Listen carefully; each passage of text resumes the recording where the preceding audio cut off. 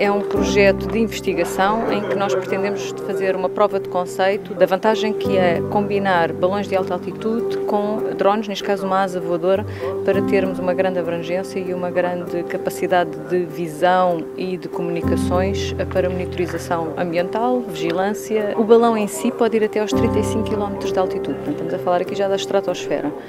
Este é um projeto interessante, que toca em alguns pontos que são de facto importantes para o Sistema de Gestão Integrado de Fogos Rurais, em alguns processos que nós queremos ver melhorados de forma contínua, nomeadamente a vigilância e a detecção de incêndios, a monitorização em tempo real dos incêndios e, portanto, todas as soluções que foram aqui desenvolvidas podem vir a ser úteis num futuro próximo. Sabemos que existem algumas limitações regulamentares e legais que devem ser ultrapassadas e são necessários também parceiros tecnológicos que depois possam comercializar, manter e fazer evoluir no fundo as soluções que foram desenvolvidas ao longo deste projeto. Por exemplo, a interferência com operações de outros meios aéreos, etc. Mas, portanto, tudo isto que nós vamos ver nas apresentações. O balão vai a favor do vento. Uma vez mais estamos a trabalhar na inovação naquilo que é o apoio e a colaboração, o apoio à decisão naquilo que são os incêndios florestais em Portugal.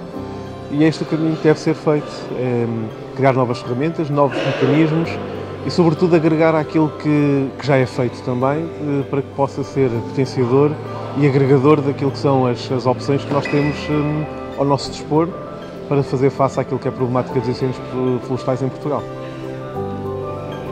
Muito resumidamente, a parte que nos foi entregue foi a comunicação em tempo real das imagens.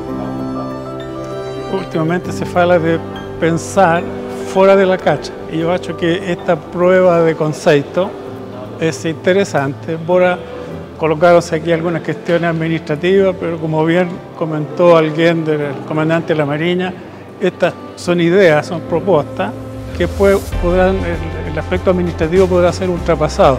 En este instante lo más importante es que hay una prueba de concepto que yo acho que es muy interesante.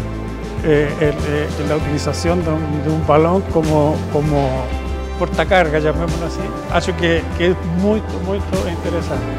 Importante sería efectivamente seguir pensando fuera de la caixa y no ficar atado a un problema administrativo que eventualmente puede existir.